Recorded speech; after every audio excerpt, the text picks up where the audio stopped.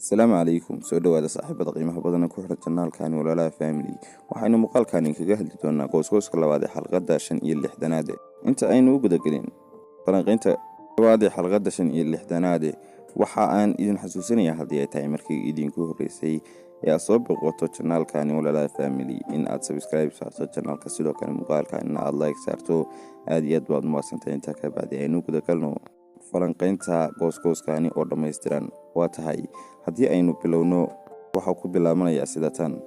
waxaynu arkaynaa ugu horeyntaba islaantii Shanguul lagu magacaabi jiray oo hadlaysa oo odhanaysa, orhan weligiiba aniga ayaa u jeclaa, balse naagtaasi kale ma aanu jeclayn. waxayna caddaynaysaa in uu odaygani orhaanihi jecel yahay iyada oo islaantaasi kale ee Gunuul aanu jeclayn.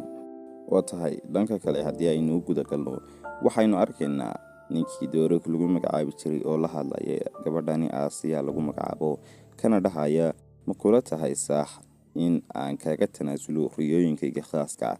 oo gabadhani Aasiya ayaa u ka dhahaya sidaasi, waxaana uu la jeedaa adiga daraadda ma kula tahay inaan uga tegi karo riyooyinkayga khaaska oo aan uga tanaasulo. su-aashaasina ayaa uu weydiinayaa. Aasiya ayaa ku jawaabaysaa, adigu maxaad samayn? oo dabcan adigu maxaa ay kula tahay in aad samayni doonto?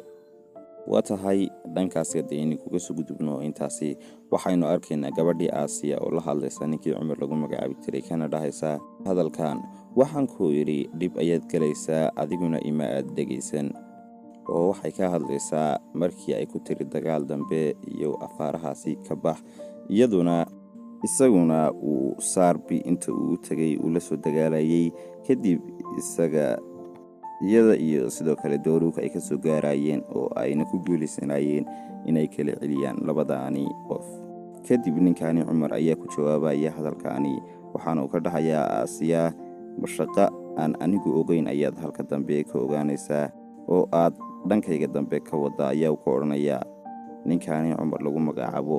oo Aasiya ayaa iyaduna ku su'aalayaa sidaasi.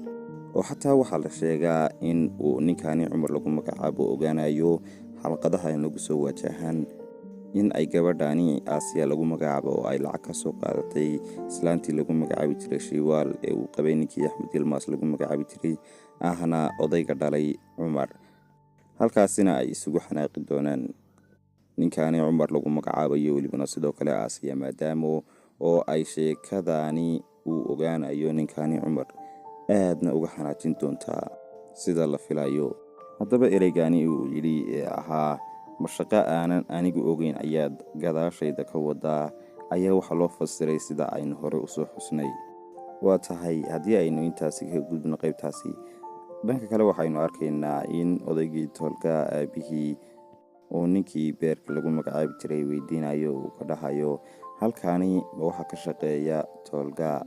oo waxa uu weydiinayaa ninkani lagu magacaabo Beer, halka uu Beerkina ku jawaabayo Toolga ayaa ka shaqeeya goobtani. dhanka kale waxa uu samaynayaa ninkani Toolga aabihii ahi, waxa uu soo galayaa maqaayadda uu ka shaqeeya Toolga, waxaana uu Toolga weydiinayaa ereyadani ah, Toolgayo waa maxay ujeedadaadu? maxay tahay Toolgayo ujeedadaadu? waxaana uu la jeedaa hadalladani ayaa filayaa, maxay tahay meeshani aad ka shaqaynayso? waa maxayna ujeedadaada aad damacsan tahay? ninkani Toolga lagu magacaabana wax jawaab ah hadda ma bixinayo. dhanka kale Caakif ayaa dhahaya, waxaana uu ka dhahayaa Toolgayo anigu aabbaha ayaan dilaya. oo waxa uu sheegayaa Toolga hadalladani. waa tahay haddaba gooskani qaybta ugu xiisaha badan ayaa ah qaybtani u dambaysa. runtii gadaalna waa aan ka soo dulmari doonaa oo waxyaalaha ugu muhiimkasan ee gooskani ayaa aan ku sheegi doonaa, balse qaybtani ugu dambaysa waa tan hadda ugu xiisaha badan ee ku jirta gooskani, waana ta ah in ninkani Cumar lagu magacaabo iyo Saarbi. ninkani Cumar lagu magacaabo uu u imanayo Saarbi, kadibna uu kalarka qaban doono uuna ka oran doono waan ku dilayaa. runtii waxaynu oran karnaa waa qaybta ugu xiisaha badan ee ku jirta gooskani. kadib marka uu ka idhaahdo waan ku dilayaa ninkani Cumar lagu magacaabo, Saarbi ayaa odhan doona igu dhufo camal oo hadalkaasi ayaa uu isaguna ku dhawaaqayaa. Dhanka kale waxaynu arkaynaa in ninkii Saarbi lagu magacaabi jiray oo dhulka yaalla oo ay ka muuqdaan dhiig oo aad moodo in uu suuxsan yahay. Waa tahay qaybtaasina waa qaybta ugu xiisaha badan ee ku jirta gooskooskani. Haddii aynu dib ugu yara laabano waxyaalaha ugu muhiimsan ee ku jira gooskooskani ayaa waxaa ka mid ah in ninkani Cumar lagu magacaabo uu ogaan doono gabadhani Aasiya lagu magacaabo in ay ka qaadatay islaantii Shiiwa lagu magacaabi jiray lacagtaasi oo uuna isagu ilaa iyo hadda ogeyn, balse waxaa la sheegay xalaqaadka soo socda in uu ogaan doono ninkani Cumar ihi. Sidoo kale ninkani Caakif lagu magacaabo uu Toolga u sheegi doono in uu rabo in uu dilo odaygani aabihii ah. taasina uu la wadaagi doonaa ninkani Toolga lagu magacaabo odaygani Caakifi. sidoo kale ninkani Cumar lagu magacaabo iyo weliba Saarbi in ay isdagaali doonaan, halka ninkani Cumar lagu magacaabo ay hadda ka hor gabadhani lagu magacaabo Aasiya ay kula talinaysay oo ay ka lahayd dagaalkani iyo waxyaalahan iska dhaaf. Hadda ka hor waxaa jirtay gooskooskii ama xalqadiina soo dhaaftay in ninkani Cumar lagu magacaabiyo Saarbi ay isdagaaleen oo uu Dooruug soo ogaaday arrinkani.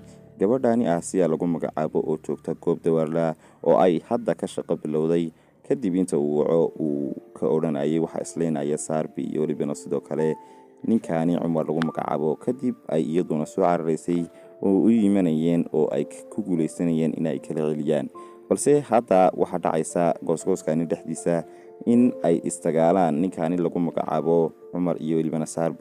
halka aynu arkayno qaybta ugu dambeysa gooskooska in ay xataa uu ninkani Saarbi lagu magacaabo oo dhulka ku dhacayo isagoo suuxsan oo weliba dhiig leh. Suurtagal way tahay in uu ninkani Cumar ahi dhaawacyadaasi u geystay, oo waxaynu arkaynayba qaybta ka yar horeysay in uu ninkani Cumar ahi ka lahaa waan ku dilayaa. Haddaba ninkani Cumar lagu magacaabo waynu eegaynaa bal xaaladiisa inay Aasiya isku dhacaan iyo welibana in ayna isku dhicin. waxaan rajaynayaa in si wanaagsan u sii wada socon doonaan, halka gabadhani Aasiya ahi iyaduna ay ilaa hadda Cumar ka qaarinayso in ay lacag ka soo qaadatay islaantii Shiiwa lagu magacaabi jiray, balse waxay u sheegtay islaantaani ama duqdaani Sayidkii lagu magacaabo. marka waynu eegaynaa xaaladdu sida ay noqoto. muuqaalkanna intaas ayaan ugu talagalnay, intaas ayaan kusoo gabagabeynaa. waad ku mahadsantihiin daawashada muuqaalkani.